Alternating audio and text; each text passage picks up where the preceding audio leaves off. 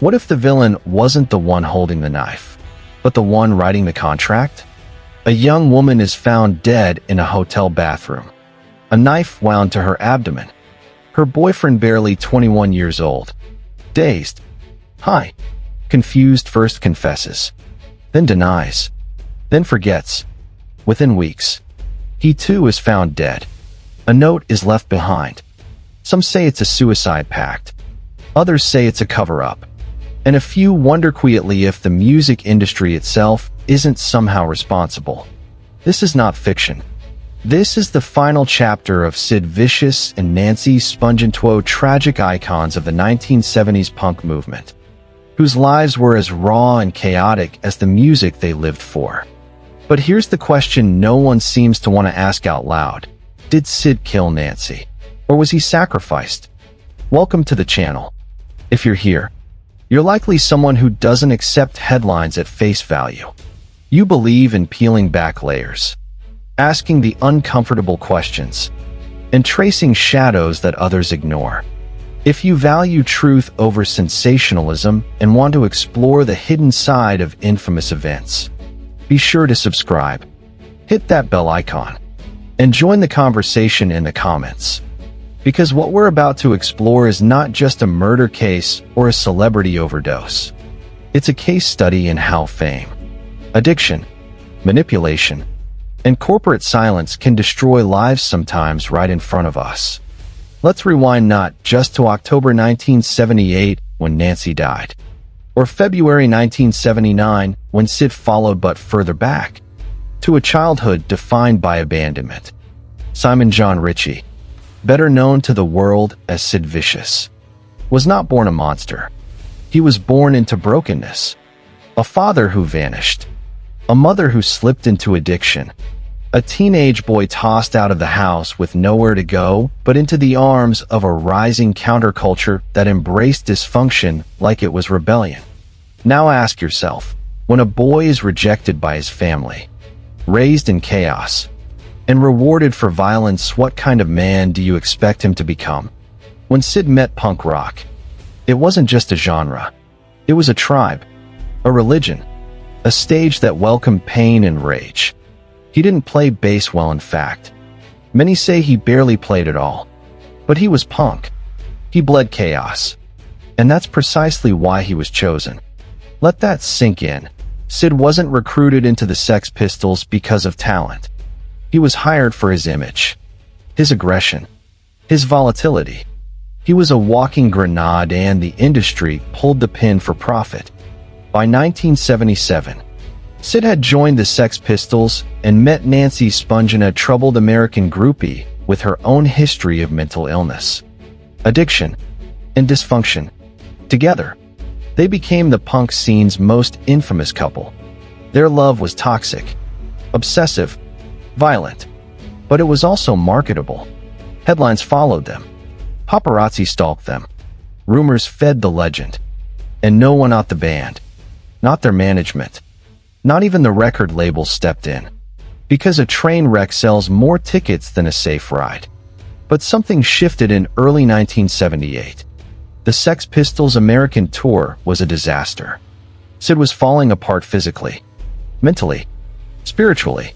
Nancy was banned from joining him. And without her, he unraveled. By the time he returned to New York, he was a shell. Addicted, paranoid, aimless. Nancy re-entered his life like a whirlwind. And together they spiraled further. On October 11th, 1978, they threw a party in their room at the Chelsea Hotel. Sid swallowed a handful of pills and passed out. Guests came and went.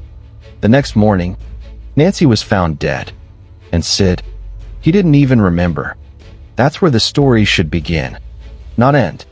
Because from that moment on, Sid Vicious was no longer just a punk rock star. He became a symbol. To some, a murderer. To others, a scapegoat. To the media, a goldmine. But let's pause here. Let's take a breath and sit with this. A 20-year-old addict, mentally unstable, sleepwalking through a haze of drugs and trauma, wakes up to find his partner dead. He confesses. He retracts. He panics. And within months, he's dead too. Is that justice? Is that guilt? Or is that something darker, something orchestrated?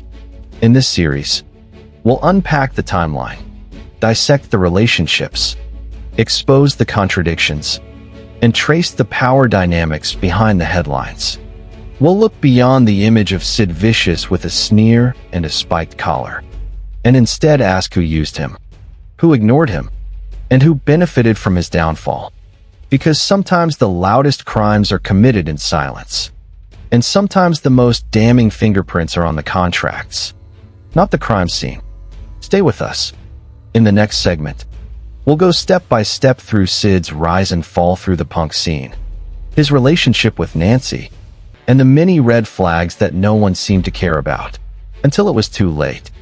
But before we continue, ask yourself one more question. If Sid Vicious was a product, who was the customer and who was the manufacturer? Let's pick up where we left off. Sid Vicious, the angry face of punk rock, had just woken to a nightmare. Nancy Spungen, his girlfriend, was dead. He was high, confused, and caught in a web that would never let him go. But to understand how it all came to that tragic morning, we have to go further back and follow the chain of choices, missed interventions, and toxic connections that led him there. Not all tragedies happen overnight. Some are decades in the making. Sid's story started with abandonment. His father vanished early in his life. His mother and Beverly battled addiction and barely kept them afloat. At just 16, Sid was kicked out of the house by his own mother, who told him, coldly, "It's either you or me, and it's not going to be me." No therapy, no support, just the street. And on the street, he found a different kind of family. He met John Lydon, who the world would come to know as Johnny Rotten, and through him, Sid entered the orbit of punk rock's earliest rebellion. Along with a band of misfits called the Four Johns, they squatted. They played badly. They picked fights. But they also built something, a movement born of disenchantment. For kids who didn't fit anywhere, punk wasn't just music. It was identity. But here's where the seeds of Sid's demise were first planted. He wasn't recruited into punk for his creativity or vision. He was celebrated for his destruction. He was the guy who'd attack a music critic with a chain. The one who'd throw bottles at performers. The one who, when the Sex Pistols needed a new bassist, was chosen not because he could play but because he looked like chaos. Let that sink in. In any other context, behavior like that would earn a jail cell, not a record deal. But in punk's anarchic ecosystem, Sid Vicious was gold. To many fans, he was authentic, real, dangerous, the embodiment of no future. And to the industry, he was a marketing dream, predictably unpredictable, loud, violent, sellable. After joining the Sex Pistols in early 1977, Sid's career soared and immediately spiraled. He didn't know how to play bass. In studio sessions, the band's guitarist, Steve Jones, had to record the parts for him. Sid, meanwhile, spent most of his time either in hospital due to hepatitis from intravenous drug user partying. When he did perform, it wasn't his music that made headlines. It was the trail of blood, bruises, and smashed glass he left behind. Then came Nancy. Nancy Spungen wasn't just a groupie. She had a documented history of severe mental health issues, having been diagnosed with schizophrenia and attempted suicide multiple times before moving to London. She was aggressive, volatile, and attracted to destruction. Initially rejected by Johnny Rotten, she turned her focus to Sid, and the two became inseparable. What followed wasn't a relationship, it was a mutual collapse. A codependency fueled by drugs, jealousy, and manipulation. Friends said Nancy encouraged Sid's worst tendencies. Some claimed she even controlled him. Rumors swirled that she prostituted herself while Sid watched. Either out of desperation, sickness, or both, she became his manager. his enabler, his obsession, and yet, their bond was rarely questioned by those around them. Bandmates hated her. Managers wanted her gone. But no one intervened in any meaningful way. Instead, the chaos was tolerated, even nurtured, because it fed the myth.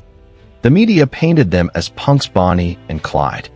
Tragic, beautiful, damned. But at what cost?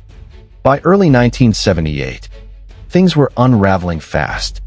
The Sex Pistols launched their U.S. tourist string of disastrous shows across America. Sid, unable to detox, was forced onto methadone. Nancy wasn't allowed to join, which only worsened his already fragile state. During one show in Dallas, he famously carved "Gimme a Fix" into his chest with a blade. It wasn't a cry for help. It was a declaration of dependence. Shortly after, the band imploded. The tour ended, and Sid, jobless, addicted, and isolated, flew to New York with Nancy, trying to restart a solo career. But it was never really about the music. Their lives revolved around one thing: heroin. The gigs he played were poorly attended, badly received.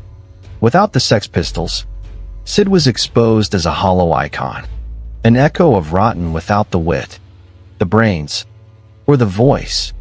And in that hollow space, darkness festered.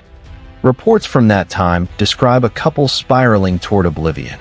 They'd hole up in their room at the Chelsea Hotel for days, binging drugs and fighting. Neighbors heard screaming, breaking glass, cries. Nancy was reported to have self-harmed when Sid left her side. He, in turn, lashed out at anyone who challenged him. The world watched but didn't intervene. Even as Sid's mental health deteriorated, even as Nancy's body bore signs of abuse, even as hotel guests reported disturbances, nothing was done. Not by friends, not by the music industry, not by law enforcement. Because to them, it wasn't a crisis. It was just another punk headline.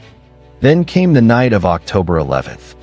Sid and Nancy threw a party in room 100 of the Chelsea Hotel. Sid swallowed nearly 30 pills and passed out cold. People came and went. No one knows for sure how many or who. Nancy was left alone, vulnerable, paranoid. When morning came, she was found dead, stabbed once in the abdomen. Sid was arrested almost immediately. His first words? "I did it." But within hours, he changed his story, said he didn't remember, then claimed Nancy fell on the knife.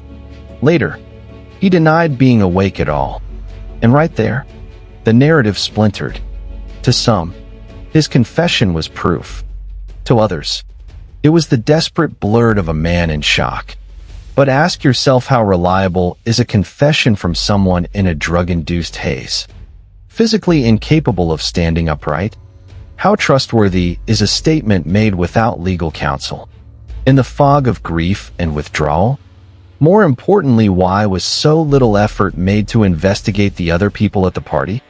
Witnesses claimed that known dealers and hangers-on had entered the room that night. One name kept coming up: Rocket Red Glare, a figure in the New York punk scene, known for supplying Sid and Nancy with drugs. Some whispered that he'd been seen with Nancy before her death. Others said he'd confessed to the murder. But no charges were filed. No real inquiry was launched. Why? Perhaps because the narrative was too clean. The industry had a martyr. The police had a suspect. The tabloids had a villain. And everyone else could move on.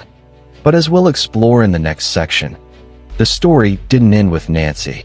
It continued, like a slow-burning fuse, all the way to February 2nd, 1979, when Sid Vicious, newly released from jail, would quietly, tragically disappear, not with a scream, but with a whisper, and perhaps a signature.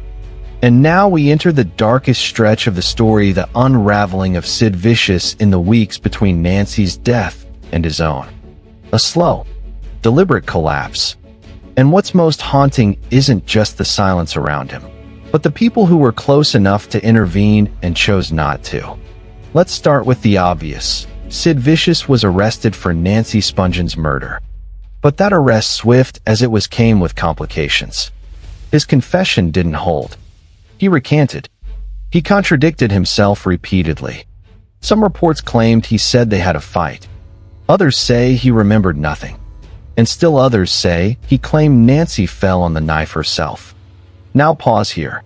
If you were a detective, would that sound like a solid case? Or a red flag? But law enforcement had no interest in digging deeper. They didn't secure the hotel room as an active crime scene for long. They didn't follow up on every guest who had come and gone that night.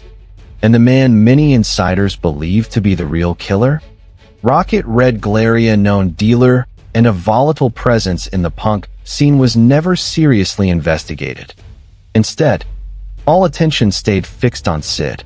The industry, meanwhile, played both sides. Virgin Records bailed him out $50,000 in cash. But it wasn't charity. It was strategy. Sid's arrest generated headlines. And headlines sold albums. Never mind the truth. Never mind justice. The myth of Sid Vicious, murderer, sold better than any studio single ever could. There's an uncomfortable question we have to ask here. Who truly benefited from Nancy Spungen's death? Sid's solo career was faltering. The Sex Pistols had dissolved. But now, with Nancy dead and Sid under suspicion, he was front-page material again. Newspapers followed his every court appearance. Fans rallied. Punk purists defended him. And his image as the doomed anti-hero became canon. Yet behind the scenes, Sid was falling apart. Released on bail, he was ordered to remain in New York, check in with police daily, and attend methadone treatments. On paper, it looked like structure. In reality, it was a ticking bomb. Sid was not just an addict, he was unstable, traumatized, and untreated. He had no coping mechanisms, no stability. His mother, Anne, flew in to be with him. But let's remember, this was the same mother who had kicked him out as a teen and struggled with her own addictions. The two of them, Sid and Anne, shared a bond. But it was toxic, not healing. Around this time, Sid met with a forensic psychiatrist. The conclusion was chilling. Do not leave this man unattended. He was deemed detached from reality, at risk. But even that warning wasn't enough to trigger serious care. Just hours after the evaluation, Sid attempted to harm himself, slashing his wrists and trying to escape through a window. If that had been anyone else, someone not famous, someone not branded as Punk's villain, would the system have done more? Would they have held him for treatment? Forced a psychiatric hold? Placed him under supervision? Instead, he was patched up and released again, sent right back into the storm. In the weeks that followed, his behavior only grew more erratic. In December 1978, Sid got into a violent altercation at a nightclub called Hurrah. He reportedly made advances on a young woman. Her boyfriend, Todd Smith, brother of rock legend Patti Smith, stepped in. Sid's response? He smashed a beer bottle and slashed Smith in the face, leaving him needing stitches. That incident should have landed him back in jail indefinitely. After all, Sid was already out on bail for an active murder case. But once again, the court surprised everyone.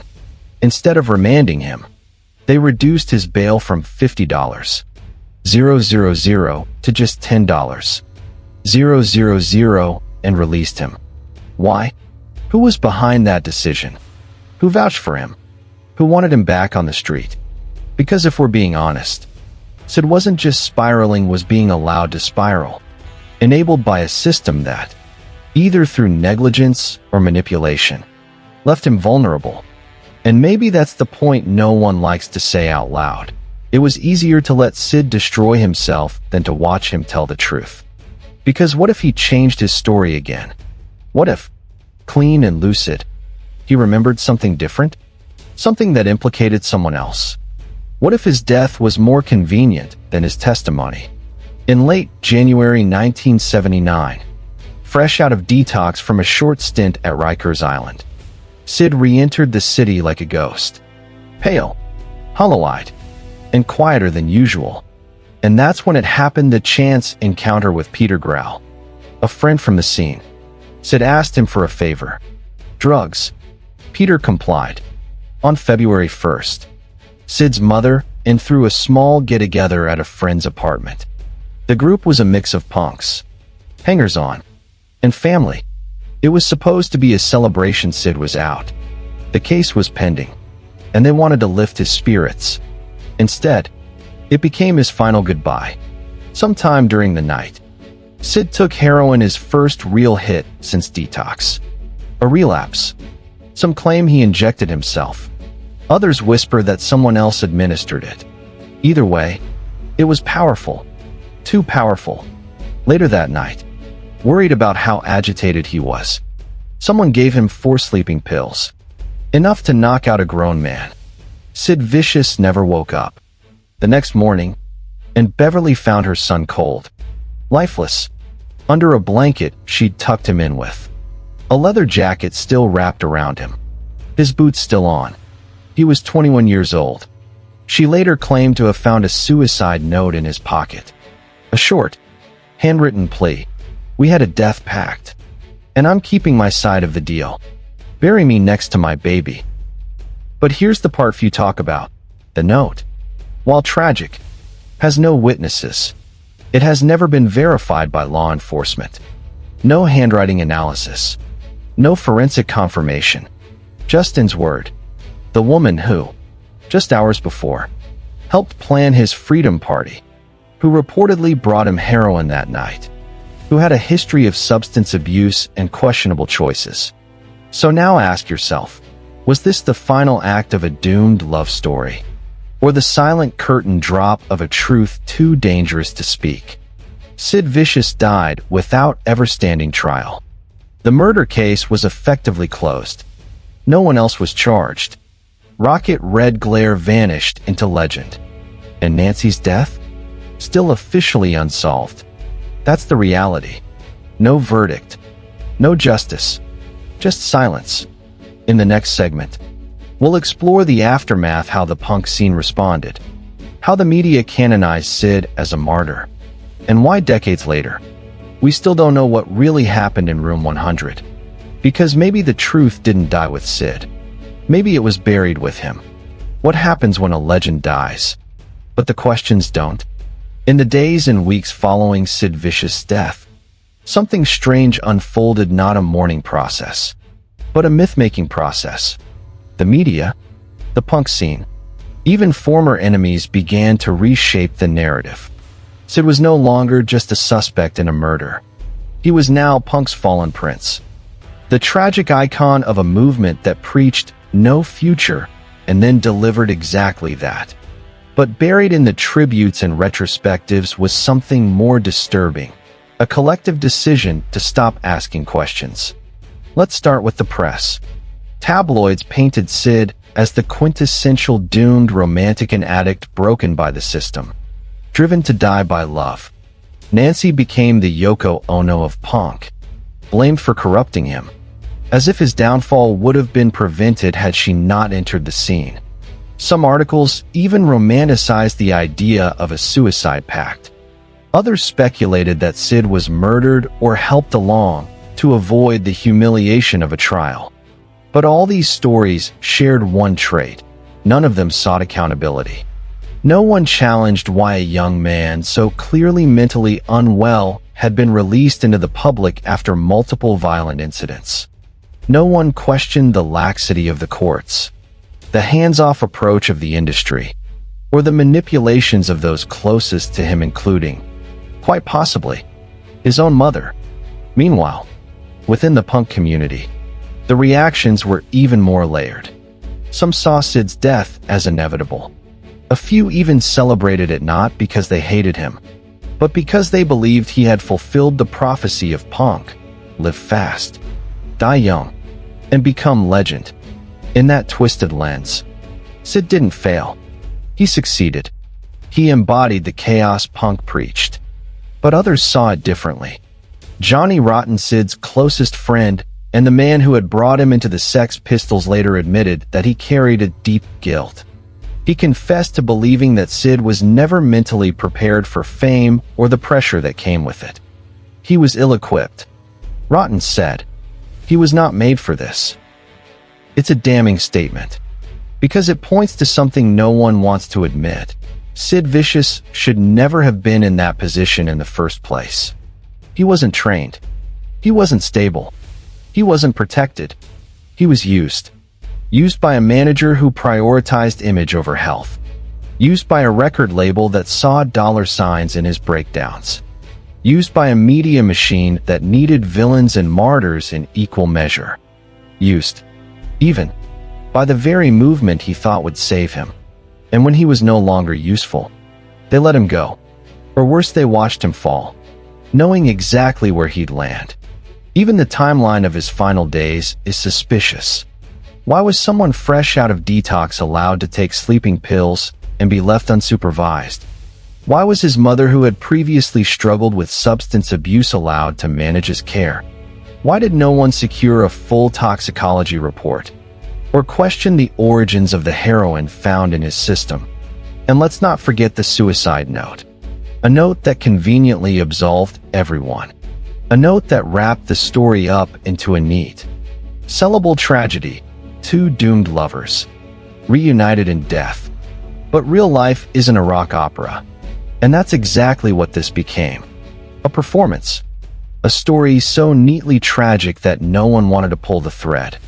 Because if you do, it unravels into something far less romantic. Negligence. Exploitation. Profit over protection. Let's take a closer look at Malcolm McLaurin's self-styled mastermind behind the Sex Pistols. To many, he was a genius marketer. A provocateur who knew how to stir controversy and sell rebellion. But McLaren wasn't just a distant figure. He was Sid's manager. He was present at critical moments. He helped bail Sid out. He stuck by him. And yet, he did nothing substantial to help. He once claimed he didn't believe Sid killed Nancy. But did he ever push for an independent investigation? Did he ever go public to demand accountability from law enforcement? Or was he more interested in maintaining the mystery?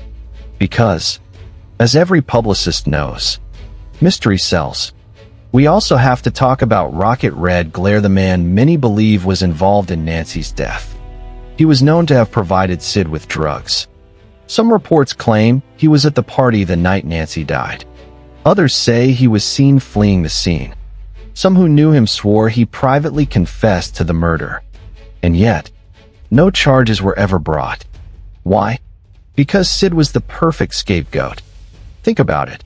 He was unstable, addicted, and violent. He had already confessed once. He was too high to defend himself, too confused to mount a coherent alibi. And by the time public attention shifted, he was already gone. Rocket, on the other hand, faded into the background, a shadow figure in a story that didn't want more shadows. And then there's the question of the Chelsea Hotel itself. Room 100, where Nancy died, was a revolving door of punk chaos. People came and went freely. There were reports of stolen money, missing drugs, and violent arguments. How thoroughly was the room processed by police? Were fingerprints taken? Was blood analyzed? Or did the spectacle of it all, famous names, drug rumors, tabloid frenzy, distract investigators from doing their jobs? And now, decades later, what's left? Sid Vicious is a t-shirt icon. His face, frozen in black and white sneers, sells posters and pins. Nancy is a footnote. Rocket is a rumor. The truth is buried beneath decades of mythology. But some of us still remember. And we ask, why was Sid Vicious left to die? Why did Nancy never receive real justice? Why did so many people, so close to the fire, walk away without a single burn? Maybe the punk movement didn't just eat its young.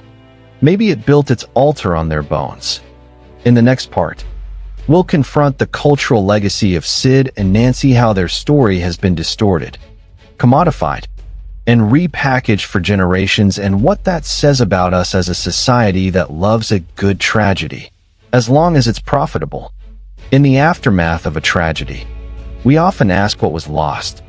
But in the case of Sid Vicious and Nancy Spungen, the more pressing question may be, what was created in its place? Because what followed wasn't reflection, it was repackaging. The music industry, the fashion world, the media machine each took pieces of Sid and Nancy's story and reassembled them into something marketable, aesthetic, and strangely detached from the horror at its core. Their real lives, filled with mental illness, addiction, exploitation, and likely violence, were buried beneath slogans and stylized photos. In their place, a myth was born, and that myth has endured for decades. Let's examine how. Sid Vicious died in 1979. By the early 1980s, his face gaunt, sneering, covered in safety pins, was being printed on posters, t-shirts, and badges. His name was no longer attached to tragedy, but to fashion, to rebellion, to cool. The phrase Sid and Nancy became shorthand for doomed romance. It didn't matter that their relationship was likely abusive, codependent, and destructive on nearly every level. In pop culture, they were reimagined as the Romeo and Juliet of punk. A love story, not a cautionary tale. Hollywood, of course, couldn't resist. In 1986, the film Sid and Nancy, starring Gary Oldman and Chloe Webb, brought their story to the mainstream. But like most dramatizations, it cherry-picked reality. The film softened some truths, exaggerated others, and leaned heavily into the romantic tragedy angle. Viewers came away with a skewed perception: Sid as the broken angel, Nancy as the hysterical lover, and their deaths as almost poetic. But there's nothing poetic about a 20-year-old woman bleeding to death on a bathroom floor. There's nothing romantic about a 21-year-old man overdosing, possibly unknowingly, after being abandoned by every system meant to protect him. The danger of this mythologizing is that it erases responsibility. By turning Sid and Nancy into symbols, we lose sight of the real people involved, their pain, their histories, their flaws, and most of all, the institutions and individuals who failed them. It becomes easier to shrug and say, "That's just punk," than to ask why a mentally unwell young man was exploited for profit, or why a woman with a history of psychiatric crises was left without care or support. Even now, decades later, the glamorization continues. Take a walk through any alternative clothing store. You'll find Sid's face emblazoned on jackets, his name quoted in graffiti fonts, his image used to sell rebellion to teenagers who were born years after he died. Nancy, too, has been appropriated. Her image, her legacy, her trauma all rebranded into the aesthetic of chaotic love. But what does that say about us? That we would rather wear someone's pain than confront it? That we'd rather turn a murder-suicide or something close to I Tinto a pop culture backdrop for photo shoots and punk revival playlists? This cultural amnesia isn't just tasteless, it's dangerous, because it conditions generations to see self-destruction as artistic, to equate mental illness with authenticity, to celebrate death as a kind of brand loyalty. And it's not limited to Sid and Nancy. The pattern repeats over and over again. From Kurt Cobain to Amy Winehouse to Juice WRLD. Talented, troubled artists who are mourned in public while their real warnings go unheard.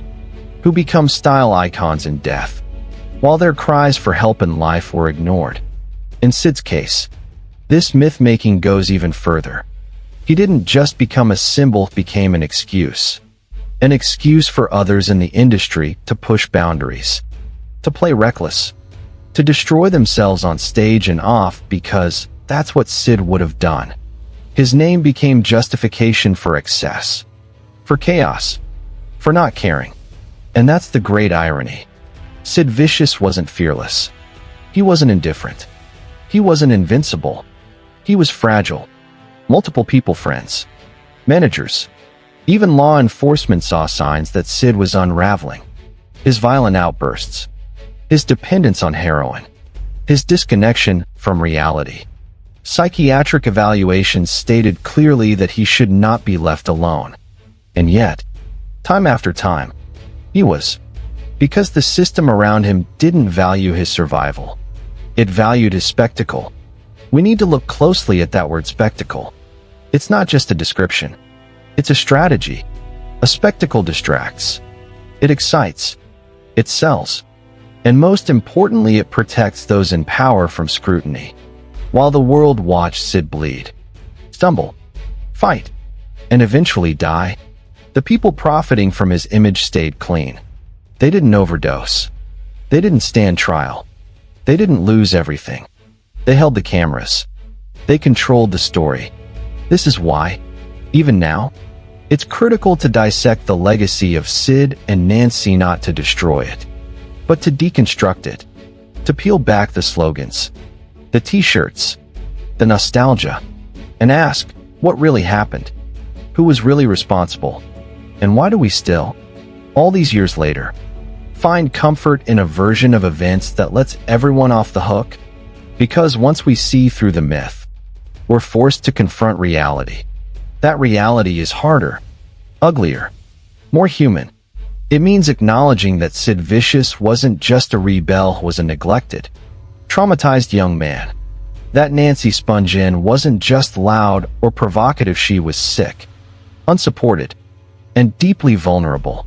That the punk scene, for all its anti-establishment rage, replicated the very abuses it claimed to reject. And that, perhaps, is the most uncomfortable truth of all. The Sex Pistols weren't just rebelling against the system, they became a system. A brand. A machine that chewed up its own. In the next and final section, we'll bring this story full circle. We'll reflect on the lingering mystery of Nancy's death, the conspiracy theories around Sid's final hours, and ask the question that may never have a satisfying answer. Did anyone really want the truth? As we reach the end of this long, tragic unraveling, we're left with one last question no documentary, no film, no memoir has ever fully answered. Did anyone truly want to know what happened the night Nancy Spungen died? Because all the signs suggest that the answer might be no. There was, of course, an official investigation. Sid was arrested. He was charged with second-degree murder. But the deeper you look, the more shallow the case becomes. There was no forensic analysis made public. No verified list of guests in room 100. No detailed reconstruction of Nancy's final hours. Just assumptions, noise, and a man too high, too broken, to even testify in his own defense. It's worth asking, was the lack of investigation due to incompetence or convenience? After all, the story already made sense to the press. It was clean. A punk rock junkie kills his girlfriend in a haze of drugs and dies before justice can catch him. Tragic? Yes. But simple. Digestible. Marketable. Any complexity, any inconvenient truths would be muddied the waters. And make no mistake, there were truths worth uncovering. The story surrounding Rocket Red Glare, for instance, never went away. He wasn't just a fringe character. He was a well-known presence in the downtown punk circuit, often linked to dangerous drug transactions, and allegedly present at the hotel that night. Several people friends of Sid, former scene regulars, claimed he had privately boasted about killing Nancy, that she was asking for it, that it was an accident. Yet he was never charged, never formally questioned, and eventually, his name faded out of the narrative. Conveniently so. And what about Sid's death? Yes, we know he overdosed. That part is clear. But the circumstances surrounding it still raise questions. He had just come out of detox. His system was clean. Anyone with even a cursory understanding of addiction knows that this makes relapse even more deadly. So why was he left alone with heroin? Why did his mother, who had a history of enabling, provide access to drugs? Why was there no immediate autopsy report? No public toxicology findings? No official scrutiny of how the overdose happened? And then there's the note. The so-called suicide letter found in Sid's pocket claiming that he and Nancy had a pact, that he was keeping his half of the bargain. It's a poetic ending. A closing line so perfect it almost feels scripted. And maybe that's the problem. No witness ever saw Sid write it. No handwriting analysis was ever released. No one else ever handled the paper except Beverly, his mother, a woman known to shield Sid from consequences. A woman who, in her own way, may have seen her son as something more than just her child as a legend. And legends need endings. Is it possible she faked the note? That she staged a narrative that would protect her son's image, even in death? We may never know. But that possibility, however speculative, reflects a deeper truth. The facts in this story were never the priority. The narrative was always king. That's why the hotel room wasn't properly secured. That's why alternative suspects were never seriously pursued. That's why Sid was released on bail again and again, despite clear danger to himself and others. That's why Nancy, a young woman with diagnosed mental illness, was reduced to a caricature, hysterical, manipulative, disposable. And that's why today, most people know about Sid and Nancy, but they don't really know them. They know the punk version, the cinematic version, the tragic couple in leather jackets, burning too bright, too fast. Not the real people. Not Simon Rakia, boy abandoned, neglected, manipulated, and commodified. Not Nancy Spungen, a woman struggling for stability, desperate for love, and ultimately left to bleed alone. The truth is far less romantic. It's messy, it's infuriating, and it holds a mirror to us. Because this wasn't just a failure of individuals, it was a failure of systems. A failure of the mental health system, which ignored warning signs in both Sid and Nancy. A failure of the justice system, which pushed a convenient suspect forward while letting deeper questions rot.